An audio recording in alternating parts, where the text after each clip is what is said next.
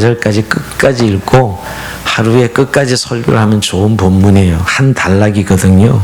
한마디로 요셉이 이제 형들을 은장으로 시험해서 형들에게 온전한 회개가 일어납니다. 회개가 일어나고 그다음에 이제 45장에서 이제 극적인 연합과 화해가 완전한 화해가 일어나는 그런 장면인데 본문이 너무 긴 것이에요. 그리고 또 한 가지는 설교자로서 고민은 왜 이렇게 이 내용을 자세하게 이렇게 반복적으로 기록하고 있을까 하는 생각입니다. 하나님이 이 본문을 자세하게 기록한 것은 그만큼 중요하다는 내용을 담고 있는 것이거든요. 물론 구약의 요셉은 예수님을 예표하는 의미에서 아주 중요한 인물이기도 해서 요셉이 차지하는 비중이 크기도 하지만 또 한 가지는 요셉을 통한 구원의 이야기가 우리가 흔히 말하는 교리적인 구원이 아니라 온전한 화해와 연합을 통해서 이루어지는 구원이라는 것을 강조하기 위해서 오늘 이 내용이 이렇게 자세하게 기록되었기에 오늘 설교자도 좀 더 자세하게 설교하기 위해서 오늘 17절까지 잘랐습니다. 어떻게 보면 은잔의 시험을 통해서 이제 형제들이 특히 유다가 대표로 회개하고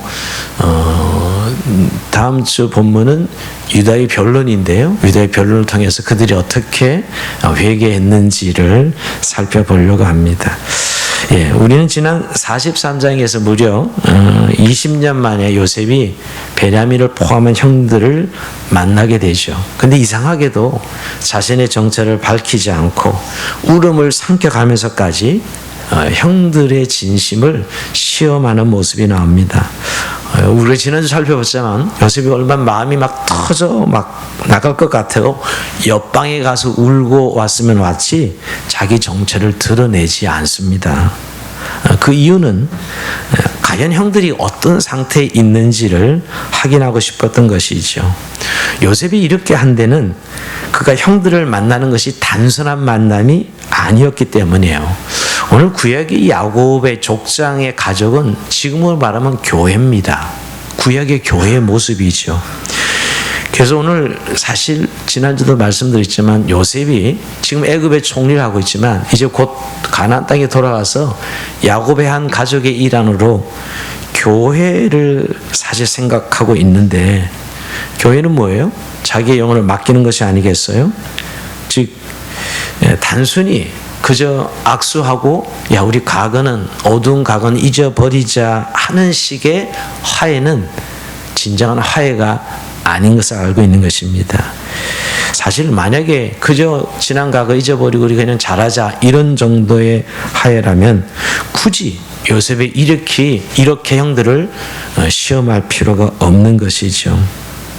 요셉이 형들과 화해한다는 것은 자기가 다시 그 교회에 속하게 된다는 것을 의미하고 또 자신과 아들들의 영혼을 그들에게 맡긴다는 것을 의미하기 때문에 그들은 오늘 진정한 화해가 이루어져야만 정말 형들의 진심을 알고 진정한 회개가 화해가 이루어져야만 된다는 것을 알기에 오늘 요셉은 이렇게 힘든 과정을 거치고 있는 것입니다. 뭐냐면 형들이 아직도 자신의 죄를 뉘우치지 않고 여전히 죄 가운데 있다면 사실 그들에게 영혼을 맡기는 일은 도둑에게 생명을 맡기는 일이 되기 때문입니다. 그래서 참 요셉은 인정을 참고 마음 독하게 먹고 형들을 시험하고 있습니다. 오늘은 그 절정이에요. 오늘은 그 절정입니다. 이 44장은요. 자, 우리가 지난주에 그 연장선에서 오늘 44장을 볼 수 있습니다. 자, 오늘 우리가 44장 본문을 읽었는데요. 지난주에 요셉이 식탁을 베풀고 나서 이제 곡식을 충분히 주고 형들을 안전하게 돌려보냅니다. 아마 형들은 이제 안도의 숨을 쉬었을 거예요. 여러분 그 시몬 인지로 잡혔다가 베냐민을 데리고 와서 이제 해결을 하고 이제 곡식을 다 치고 이제 돌아가는 그런 장면이었으니까요. 와 살았다. 그 자꾸 애굽의 총리가 우리에게 시비를 걸었는데 다 해결되고 이제야 이제 돌아가는구나 하고 돌아갔을 것입니다. 그러나 그들에겐 큰 시험이 기다리고 있었어요. 그것은 요셉이 준비한 은잔의 시험이었습니다. 요셉은 형들에게 곡식을 주어서 돌려보내면서 베냐민의 곡식 자루에 자신의 은잔을 넣어서 베냐민을 도둑으로 몰아갑니다. 자, 오늘 1절에서 3절 내용이 그 내용인데요. 즉 돌아갈 때 몰래 베냐민의 곡식 자루 속에 자신이 사용한 은잔을 집어 넣은 것이죠. 여러분, 왜 하필 이 베냐민을 겨냥해서 그 자루에 은잔을 넣었을까요? 지난주에 말씀드린 대로 여러분, 이 베냐민의 모든 조건은 요셉과 동일합니다. 여러분, 야곱의 아들들의 그 갈등과 싸움은 배가 다른, 어머니가 4사람이잖아요. 배가 다른 형제들의 문제였어요. 그래서 요셉의 형들은 이로 인해서 요셉을 미워했습니다. 그 이유는 야곱이 사랑하는 그 라헬의 아들이었다는 이유로 사랑을 독차지했고, 결국 이 집의 유력한 상속자가 될 것이 유력하기 때문에 그 요셉의 형들은 요셉과 베냐민을 미워한 것이죠. 그러니까 베냐민은 바로 라헬이 낳은 또 다른 아들이에요. 왜 베냐민을 통해서 시험하냐 하면, 요즘 말로 바꾸면 말하면 베냐민은 미니 요셉이라, 또 다른 요셉이에요. 똑같은 조건인 거예요. 미니 요셉인 것이죠. 그래서 오늘 요셉은 그 베냐민을 통해서 모의 실험을 하고 있는 것입니다. 그러니까 이렇게 하는 것은 베냐민이 자신이 당했던 것과 비슷한 처지에 빠뜨림으로 가인 형들이 지금 어떤 상태에 있는지를 확인하고 싶은 것이지요. 여러분, 지금 베냐민과 요셉이 동일한 조건인데 베냐민을 20년 전에 자신의 상태와 비슷하게 빠뜨려 보는 거예요. 굉장히 요셉의 치밀함이 있습니다. 똑같은 상황에 빠뜨려 놓고 형들이 과연 옛날 20년 전에 자신에게 하는 것 같이 하는 건지, 아니면 회개하고 다르게 책임을 지고 다르게 반응하는지를 보고 싶어 하는 것이죠. 그래서 거기서 진정성이 있는 회개가 있어야 이 진정한 화해와 연합이 이루어지는 걸 알고 이렇게 시험하는 것입니다. 그래서 은잔을 사용하는 것이죠.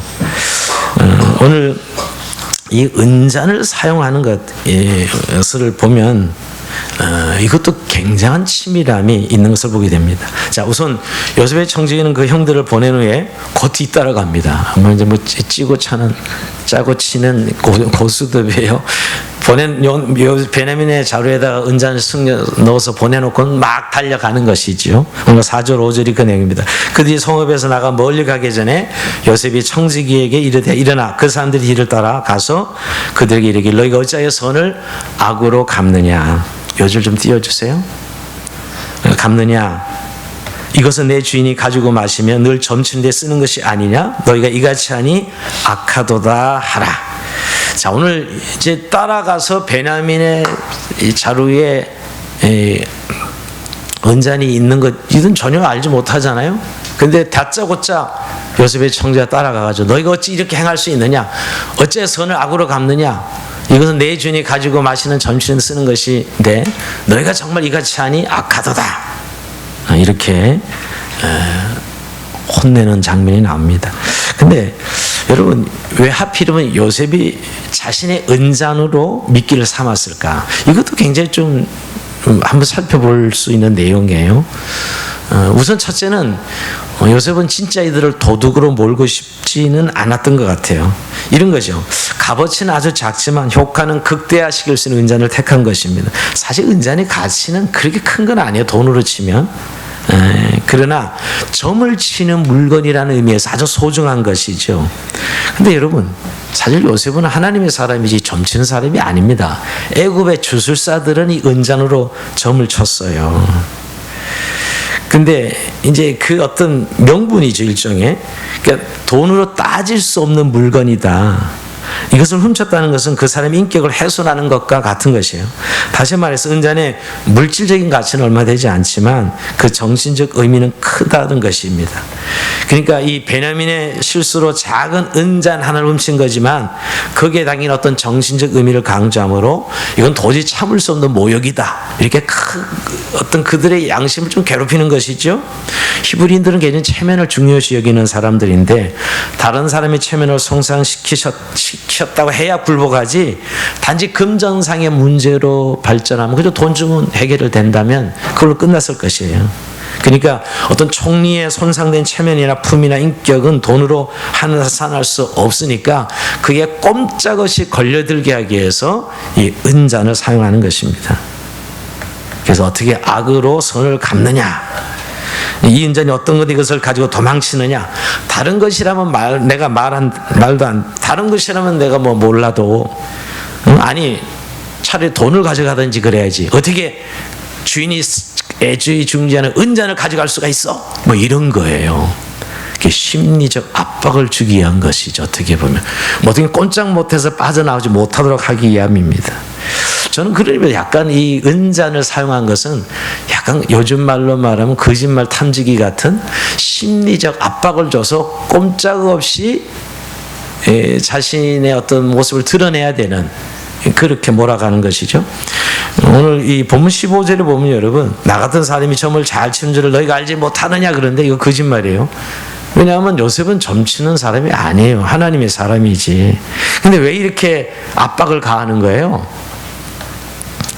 사실은 그 마음에 뭐예요? 압박을 줘서 즉 양심을 윽박지르기 위해서요. 다 털어놔라 이거죠. 지금 사실은 20년 전의 사건으로 거슬러 올라가야 되는 거거든요. 그 마음의 압박을 가하기 위해서 은잔을 쓰는 것입니다. 사실 그래서 이런 거죠. 네가 이 물건 훔쳐갔어도 내가 은잔으로 점을 치기 때문에 다 알아. 너희들 마음을 훤히 읽고 있어. 은잔이 점치는 도구라는 개념이 마음을 압박하는 데 이거 쓰고 있는 것이죠. 예. 사실 그 은잔은 옛날에 그 애굽에서는 물을 채우고 기름을 똑들이 들여서 기름이 이렇게 흐르는 방향에 따라 점을 쳤다고 해요. 예. 그러니까 이 은잔이라는 도구가 일종의 거짓말 탐지기처럼 내가 너 다 알고 있다? 뭐 이런 의미로 사용하고 있는 것이죠. 예. 제가 이 은잔으로 점을 친다 그러니까 옛날에 제가 어렸을 때 우리 어머니가 가끔 이 하투로 아침에 일어나면 점을 칩니다. 이렇게 딱 쳐가지고 오늘은 손님이 오겠다, 뭐 오늘은 비가 오겠다. 예, 젊은 날이 얘기입니다. 그러니까 오늘 이 말씀 하면서 옛날 어릴 때 생각이 나더라고요. 제가 초등학교 때 가끔 이렇게 아침 일어나면 어머니가 이렇게 툭툭 깔아놓고서는 그날 운수를 한번, 웃는 분은 다 수상한 분들이에요. 이게 은잔이 그런 거예요, 여러분. 그러니까 뭔가 이 은잔을 쓰는 것은 그렇게 돈으로 치면 값어치가 나는 건 아니지만 어떤 심리적 압박을, 양심의 가책을 일으키는 그런 도구라고 볼 수 있습니다. 참 요셉이라는 인물이요, 엄청난 치밀한 사람이에요. 우리가 참 그리스도인의 살면서 이럴 필요가 있겠다는 생각을 하게 됩니다.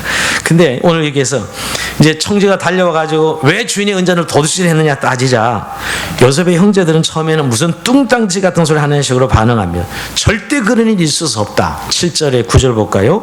그들이 그에게 대답하, 내 주에 어찌 이렇게 말씀하시나이까? 당신의 종들이 이래는 결탄코 아니하나이다.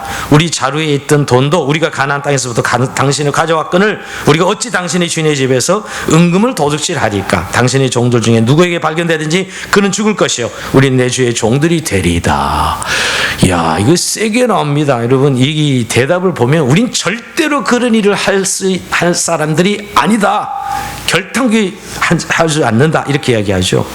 어느 정도? 아니, 지난번에 당신이 우리 눈에 몰래 돈 넣었던, 자루에 돈을 넣었던 돈까지도 다시 가져온 이렇게 정직한 사람들인데 어떻게 우리 주인의 은잔을 훔쳐갈 수 있겠느냐? 말도 안 됩니다. 이렇게 하죠. 그러면서 아예 목을 걸지요. 만약에 발견되는 그는 죽을 것이요. 죽이십시오. 만약에 혹시 뭐 진짜 당신이 뭘 훔쳐가서 발견되면 그 사람 죽일 것이요. 우린 다 당신의 종이 되겠습니다. 와, 세게 나옵니다.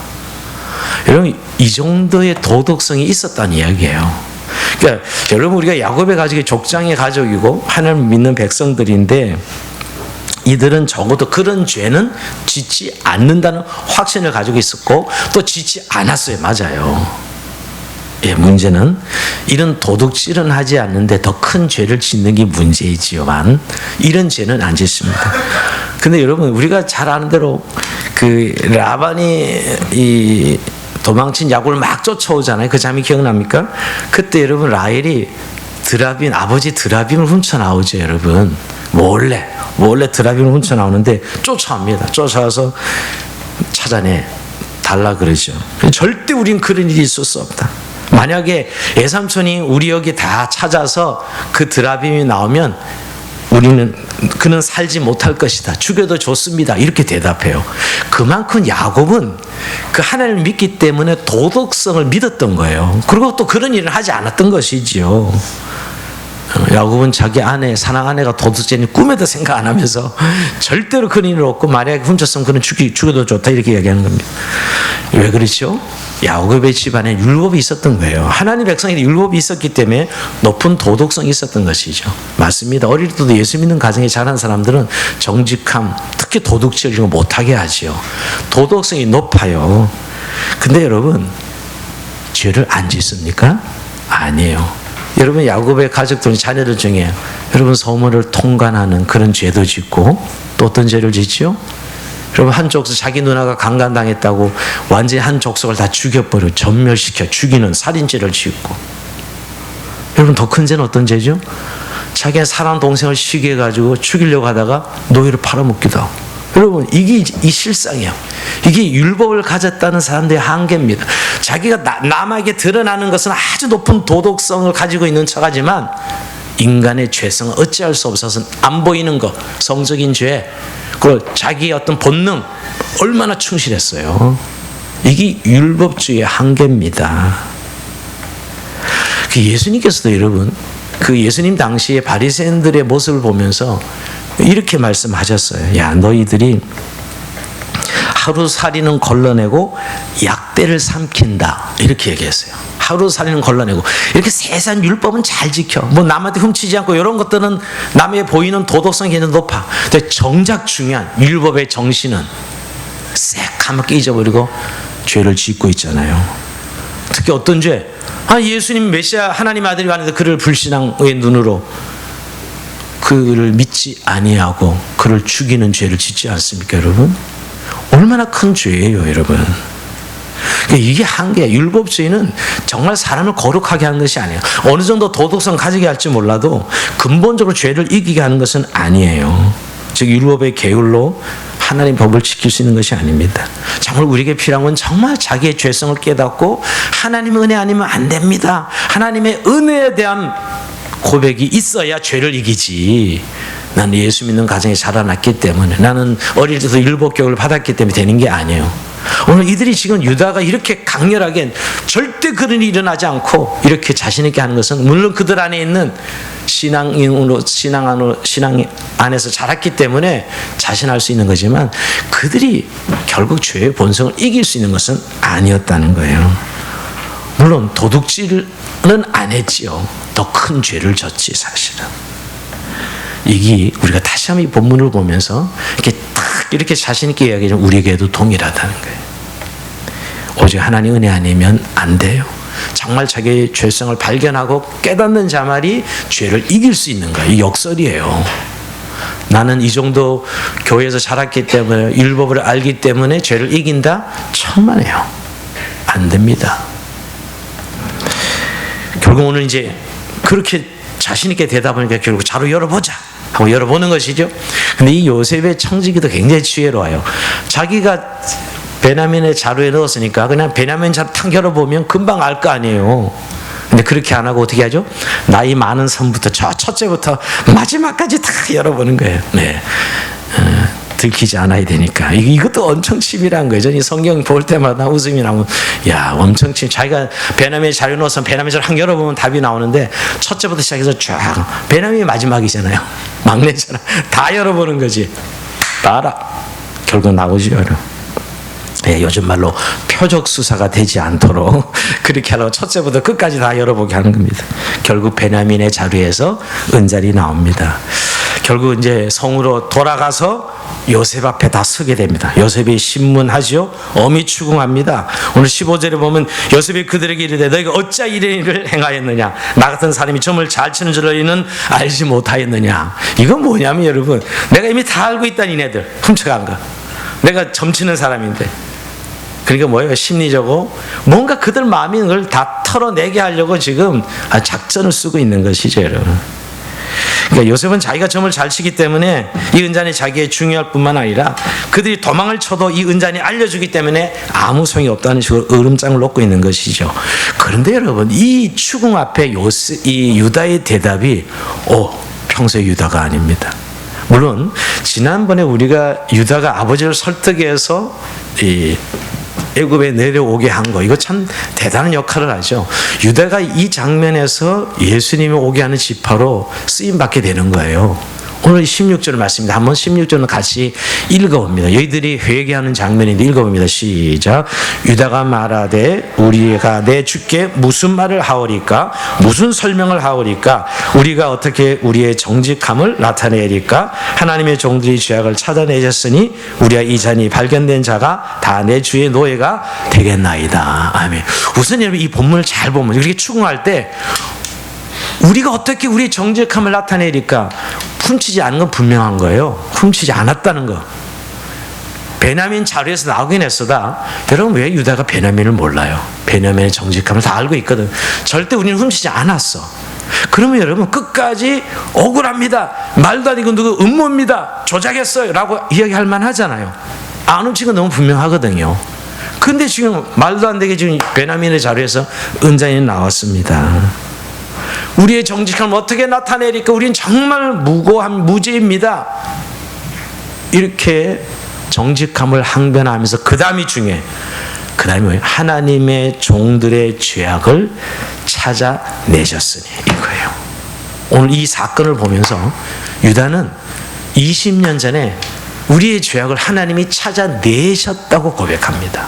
자, 여기서 이제 이들의 회개를 우리가 읽게 됩니다. 그래서 여러분, 우리와 이 잔이 발견된 자가 다 노예가 되겠습니다. 오늘 여러분, 사실은 베냐민 자루에서 나왔으니까 베냐민만 노예가 되면 되는 거잖아요. 그런데 그러지 않고 우리 모두가 당신의 노예가 되겠습니다. 여러분, 이 16절 한 절에 함축된 의미가 너무너무 커요. 그러니까 정직함을 항변을 하면서도 결국 이 일이 보니 20년 전에 우리의 죄를 하나님이 찾아냈다고 인정하고 있는 거예요. 이 한 절에 함축된 의미가 너무 크죠. 어떻게 보면 끝까지 결백을 주장할 수 있거든요. 이건 음모입니다, 누군가 조작했습니다. 왜? 알아요. 유다는 베냐민도 그런 짓을 할 사람이 아니라는 것을 알합니다. 근데 이런 일이 일어났으니 이거는 뭐예요? 하나님이 하신 일이다. 이게 하나님 믿는 백성과 믿지 않는 백성의 차이입니다. 이건 하나님이 하신 일이다 보고, 어떻게 보면 억울함을 호소하고 끝까지 무죄를 주장할 수 있어요. 여러분, 이건 분명히 요셉이 한 짓이잖아요. 끝까지 무고를 주장하고 무죄를 주장하면서 억울함을 호소할 수 있었지만 이 일은 하나님께서 하신 일이라는 것이죠. 근데 이건 유대인들의 생각 속에 이런 게 있어요. 유대인들은 제비뽑기로, 특히 여러분 유대인 사회 가면 우리가 우림과 둠밈이라는 제사장 이 가슴 안에 하나님의 뜻을 묻는 기구가 있었죠. 그러니까 제비뽑기가 그들의 하나님의 뜻을 묻는 것이었어요. 그러니까 베냐민의 자루에서 은잔이 나왔다는 것은 하나님이 지목한 것으로 이들은 이해하고 있는 거예요. 하나님의 뜻으로 이것을 받아들이는 것이죠. 또 하나 여러분, 결국은 형들이 생각하고 있는 것은 이 베냐민이야말로 가장 착하고 죄가 없는 걸 너무나 잘 알고 있는데 베냐민의 자루에서 은잔이 나와서 다시 베냐민이 노예가 되는 상황이에요. 어떤 상황과 똑같아요? 20년 전에 요셉과 똑같은 상황이 된 거예요. 여러분, 그들이 미워해서 요셉을 노예로 팔아버렸거든요. 근데 지금 베냐민의 자리에서 나와서 베냐민이 지금 노예가 되고 자기들은 돌아갈 수 있는 상황이 된 거죠. 20년 전과 똑같은 상황이 재현된 거예요. 그때 여러분, 그들은 요셉을 질끈 감고 팔아버렸거든요, 미워서. 근데 지금은 그럴 수가 없어. 왜? 20년 동안 이 일 때문에 얼마나 양심의 가책을 받았고 또 이 곡식을 사러 오가는 과정 속에서 얼마나 가슴 찔리는 일들을 많이 당했는데, 유다는 오늘 이 장면 속에서 양심의 회개를 통해서 돌이키고 있는 것입니다. 지금 여러분, 그러니까 요셉이 시험을 하고 있는 게 아니라 하나님이 자신들을 시험하고 있다고 믿어진 것이죠. 그것도 20년 전의 사건을 하나님이 지금 찾아내셨다. 오늘 찾아냈다 그러거든요. 찾아내셨다. 역시 믿음의 사람은 달라요. 이것이 오늘 이제 이 가족을 완전히 화합하게 하는 장면이지요. 결국 그들은 결단하는 것입니다. 더 이상 양심을 속이고 베냐민을 노예로 보내려면 보낼 수 있잖아요. 그리고 우리는 살자 이렇게 할 수 있음에도 불구하고 이들은 베냐민과 함께 우리 다 노예가 되겠습니다. 함께 책임을 지는 모습으로 나타납니다. 형들의 진정한 회개입니다. 이 장면이 정말, 물론 오늘 유다가 시작하는데 형들의 20년 전의 죄를 말끔히 씻는 회개가 일어나는 장면이에요. 우리가 다 노예가 되겠습니다. 근데 여러분, 무서운 시험을 합니다. 누가? 요셉이. 여러분 17절 한번 볼까요? 17절, 요셉이 이르되 내가 결코 그리하지 아니하리라. 잔이 그 손에서 발견된 자만 내 종이 되고 너희는 평안히 너희 아버지로 돌아 올라갈 것이니라. 아니야, 지금 유다가 하나님이 우리의 죄를 찾아내서 우리가 다 노예가 되겠다고 말하니까 그럴 필요 없어. 너희들은 다 올라가고 요 베냐민 자루에서나 베냐민 놔둬 다 올라가. 와, 잔인한 시험이에요. 이거 아주 잔인한 시험이에요. 요셉이라는 사람은 정말 잔인합니다. 끝까지 그 상황을, 자기가 당했던 20년 전의 상황을 만들어서 형들이 어떤 반응을 하는가 보고 싶었던 거예요. 그럴 필요 없어. 너희들 다 올라가고 베냐민만 노예로 남아. 왜? 베냐민이 훔쳤으니까. 이때 유다가 얼마나 갈등했을까, 형들이. 눈 질끈 감고 그래 너만 노예 되고 우리 지금 곡식 가져와서 아버지 살려야지. 여러분 얼마나 명분 만들 수 있잖아요, 마음속에. 그래, 맞아, 베냐민 너만 그냥 하나 희생되라, 우리는 요 곡식 가져가서 잘 살게, 이럴 수 있지 않습니까? 그러나 그럴 수 없어요. 왜 그럴 수 없어요? 20년 동안 요셉을 노예로 팔아먹은 일 때문에 양심의 고통을 받아왔거든요. 근데 또다시 베냐민을 그렇게 똑같이 버려두고 간다면 자신들이 당할 양심의 고통을 알았던 것입니다. 어쩌면 20년 전과 똑같은 상을 만들어 놔서 거기서부터 돌이키게 하시는 하나님의 섭리를 보게 됩니다. 저는 이게 정말 무서운 유혹이었다. 마지막 이 유혹이 얼마나 힘들었을까. 여러분, 우리가 양심의 소리가 있지만 눈 한 번 감으면 돈이 생기고 눈 한 번 감으면 이익이 생기는데 그거 쉽게 결정할 수 있어요? 이건 자신들이 노예가 되느냐 안 되냐 문제인데, 그 막내 미운 그놈 그냥 한번 희생시키고 우리 가자, 얼마든지 그럴 수 있는데, 그 20년 전에는 그러고도 남은 놈들이었는데 오늘 이 똑같은 장면 속에서는 이들이 우리가 다 노예가 되겠습니다. 베냐민을 책임지는 완전히 달라진 모습이에요. 형들이 옛날의 형들이 아니에요. 회개한 형들이죠. 이런 태도야말로 이 가정을 완벽하게 회복시킨 거예요. 이제 우리가 남은 본문은 유다가 요셉 앞에서 변론하는 장면이고요. 이제 45장의 극적인 화해가 화목이 이루어집니다. 여러분, 오늘 말씀을 마무리하면서 요셉이 이렇게 시험했던 이유가 뭘까요? 네. 여러분, 분열은 죄입니다. 20년 전에 요셉을 팔아버린 형들은 죄예요. 그 죄가 해결되지 않고는 진정한 연합이 이룰 수 없기 때문이에요. 형제들이 아무리 악수하고 잘 지내자 해도 20년 전의 죄를 회개하지 않으면 연합을 이룰 수 없기 때문이죠. 그들은 하나님 앞에서 과거의 죄를 기억하고 철저하게 회개하지 않는 한 깊이 패인 죄의 골짜기에 메꿔질 수 없기에 정말 자신들이 오늘 이 은잔이 베냐민에게서 발견된 것을 보면서 그들은 자신의 죄로 여기고 고백했던 것입니다. 베냐민에게 밀을 쳐넣어서 해결하지 아니하고 그 죄를 자신들의 죄로 인정하고 결국 그들은 회개했던 것이죠. 여러분, 우리가 십자가를 볼 때 여러분 뭘 느낍니까? 뭘 생각합니까? 예수님이 저렇게 십자가에 처참하게 처절하게 고통스럽게 주는 것을 보면서 여러분, 우리가 정말 하나님 내가 죄인이군요, 이렇게 깨닫는 사람은 구원받은 사람이에요. 뭔가 구원받은 이유가 내가 그래도 남보다 좀 나았기 때문에, 내가 좀 더 신앙이 좋기 때문에 구원받았다고 생각하십니까? 그러나 아직 구원이 뭔지 모르는 거예요. 정말 내가 예수님 십자가를 보면서 내가 죄인이라는 것을 깨닫는 사람이 구원받은 사람이지요. 결국 예수를 믿는다는 건 여러분 자신이 죄인됨을 알고 깨닫는 거예요. 그게 진정한 의미의 구원받은 삶의 고백이죠. 오늘 이 가정의 구원은, 온전한 연합은 바로 자신들의 죄를 인정하고 회개할 때 일어났던 것입니다. 여러분, 인간은 이 분열과 싸움의 죄를 짓습니다. 교회도 마찬가지입니다, 여러분. 근데 정말 우리가 하나 되는 것은 죄를 회개하고 자신의 죄를 인정할 때 연합이 일어나요. 항상 부흥이 일어날 때 보면 한두 사람이 죄를 회개합니다. 내가 죄인이라고, 내가 죄를 졌다고. 남이 보기엔 별로 죄 진 것도 없어요. 아니, 그 사람 죄 짓지 않고 오히려 죄는 딴 사람이 졌는데 어떤 사람이 내가 죄인이라고 회개를 시작합니다. 네, 한 사람, 두 사람, 세 사람 막 늘어나면서 그게 회개 운동이 부흥 운동이 돼요. 그리고 2000년 부흥 역사를 보면 항상 그런 회개 운동이 있고 난 다음에 부흥이 옵니다.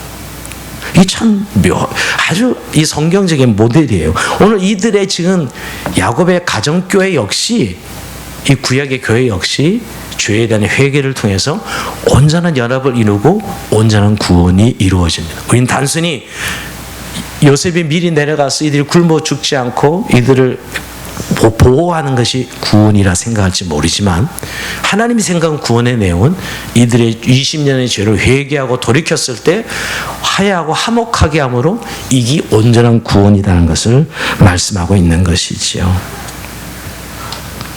공동체가 회복되려면 지금도 마찬가지입니다. 사실은 그저 모여서 함께 예배드리고 악수하고 이름은 교회가 아니라 정말 자신들의 죄를 회개하고 또 그것을 고백할 때 하나님께서 온전한 교회의 모습으로 회복시켜 주시고 부흥시켜 주십니다. 한마디로 여러분, 요셉이 생각하는 야곱의 교회는 자신의 영혼을 맡겨야 되는데 그 죄가 있는 상태에서는 자신의 영혼을 맡길 수 없는 것이죠. 그리고 형들이 적어도 베냐민에 대해서 어떤 태도를 가지냐, 즉 감당할 수 있는 정말 책임지러 가는 모습을 봤을 때 그것이 진정한 교회라고 생각하고 오늘 형들을 시험했던 것이죠. 그러면서 여러분, 우리가 정말 우리 교회 공동체를 한번 시험해 볼 필요가 있어요. 저는 늘 결혼하려는 젊은이들에게 결혼할 때 두 가지를 봐야 된다고 생각해요. 이 본문을 보면서. 첫째는 자신이 정말 잘못하면 잘못을 인정하는 사람이 배우자가 되어야 돼요. 물론 습관적으로 잘못을 인정하는 그런 것은 곤란하지만 적어도 진심으로 자기의 실수를 인정하는지 아니하는지 그걸 봐야 돼요. 그런 사람이 진짜 배우자가 될 수 있어요. 또 하나, 내가 어려운 일을 당했을 때 상담에 책임져 주려고 하는 건지. 그래서 어떤 사람은 친구를 확인할 때 피를 묻혀가지고 내가 사람을 죽였다. 야, 나 좀 숨겨줘. 그래 찾아가가지고, 그래서 숨겨주면 친구가 야야야 나 거부할 때 친구가 아니다 이렇게 시험하는 사람도 있다 그러는데, 정말 내가 어려움을 당했을 때 이 배우자가 나를 책임져 주는 자세인지, 아니면 나를 좋을 때는 사랑한다 하다가 어려움을 당하니까 책임지지 않으려고 하는 이 사람은 배우자 될 수 없지요. 제가 왜 말씀드려요? 교회도 마찬가지입니다. 여러분, 우리가 교회가 무슨 정말 그 공동체가 진리가 살아있다면 회개가 있는 공동체예요. 즉 연약함이나 잘못한 것을 인정하고 돌이키는 공동체가 진짜 공동체예요. 여러분, 회개가 있다는 말은 진리가 있다는 거예요. 진리가 살아있으니까 회개하는 거예요. 그게 정말로 주님이 원하시는 교회 공동체지요. 근데 좋은 게 다 좋은 거야. 그저 악수하고 밥 먹고 그냥 좋은 게 좋은 거야. 여러분, 이게 진짜 교회 공동체입니까? 아닙니다. 정말 우리 하나님의 범죄고 죄를 졌으면 그 죄를 진리로 인해서 회개하는 공동체만이 진정한 공동체죠. 더 나가서 여러분, 회개는 물론이고 어떤 서로의 어려움을 봤을 때 끝까지 책임져 줄 수 있느냐 없느냐, 내가 어려움에 빠졌을 때 믿음의 분량에서 끝까지 책임져 줄 수 있는 공동체가 진정한 공동체지요. 요새 많은 분이 교회를 선택의 기준이 가깝냐 뭐냐, 뭐 설교를 잘하나 못하냐, 프로그램이 어떤 스타일이, 교회 시설이 어떤 것이 있냐, 이런 거 따지더라고요. 그야말로 종교 기관이에요. 요즘 교회들을 보면 정말 주님이 오늘 이 야곱을 통해서 주님이 보여주시고자 요셉을 통해서 구약의 교회 모습이에요. 이 가족사지만 이 가족 안의 교회가 어떠해야 되느냐 하는 거예요. 왜 이렇게 자세하게 중요하게 이것을 다루고 있느냐 말이에요. 그래서 여러분 사도 요한일서 4장 1절에 이렇게 말씀합니다. 한번 읽어볼까요? 요한일서 시작. 사랑하는 자들아 영을 다 믿지 말고 오직 영들이 하나님께 속하였나 분별하라. 많은 거짓 선지자가 세상에 나왔습니다. 아멘. 전 요즘 교회를 이 말씀을 통해서 많이 확인해 봐야 돼요. 정말 종교기관인지 교회인지 구분이 안 가요. 종교기관으로는 인정될지 모르지만 정말 주님이 말씀은 교회가 종교기관 아니거든요, 여러분. 정말 어떤 역사가 막 일어나면 그게 막 난리가 납니다. 뭐 병을 잘 고치면 또 난리가 뭐 알아맞히면 또 난리가 나. 그 교회 가보면 여러분. 그건 정말 그게 교회인지 정말 제가 그 자체를 문제 삼는 게 아니라 그 뿌리가 무엇인지 그 역사가 어디서부터 시험해 봐야 된다는 거예요. 정말 교회인가? 오늘 요셉이 이렇게 치밀하게 형들을 이 지경까지 몰아넣는 것. 20년 전의 상황으로 다시 몰아넣어서 그들이 진정으로 돌이켰는지를 보고 나서야 자기 신분을 밝힙니다. 그게 진정한 교회요, 진정한 화해이기 때문이죠. 좋은 게 좋은 거가 아니에요. 그래서 너무 나이스한 것만 좋아합니다. 그리고 나이스해야만 교회라고 생각해요. 아니요. 정말 우리가 죄로 있으면 회개하고 그 진리를 세우는 것이 교회고요. 어려운 일을 당해도 정말 한 지체이기 때문에 끝까지 책임지는 것이 교회 공동체입니다. 여러분 우리 그런 의미에서 우리 자신도 시험해 봐야 됩니다. 고린도서 13장 35절을 보면 이런 말씀입니다. 한번 읽어봅니다. 시작. 너희가 믿음에 있는가? 너희 자신을 시험하고 너희 자신을 학증하라. 아멘. 우리의 믿음이 정말 진리의 기준이 있냐 이 말이에요. 믿음의 기준이 진리인데 왜 회개가 없냐고요. 회개가 없는 건 신앙생활이 아닙니다.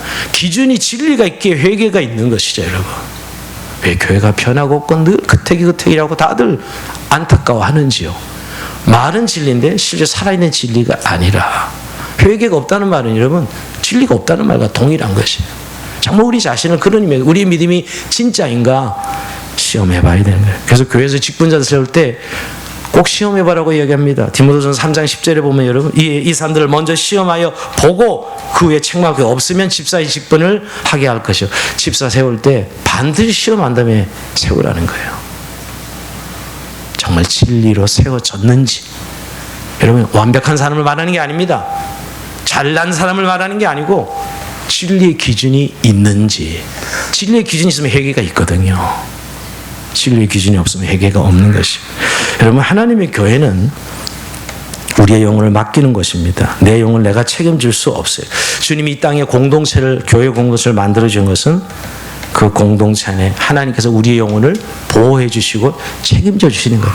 그런 의미에서 그 교회가 영혼을 책임지려면 진리가 살아있어야 돼요. 즉 적어도 잘못을 인정하고 회개가 있어야 돼요. 그리고 서로 영혼을 향한 책임져 주는 그런 교회 공동체만이 진짜 공동체죠. 오늘 요셉이 이토록 형들을 치밀하게 시험했던 이유가 이 때문이요. 진정한 교회를 만들기 위함이죠. 우리 안에서 주님이 오늘 주영한 교회를 볼 때 우린 정말 우리 교회가 이런 공동체인가 우리 자신 안에서 먼저 진리를 확인하고 진정한 연합을 이루는 진정한 회개를 통해서 진정한 회복과 연합을 이루는 저와 여러분의 삶이 되길 주의 이름으로 축원드립니다. 우리 잠시 말씀을 생각하면서 기도의 시간을 가집시다. 오늘 우리 계신 말씀 가운데 참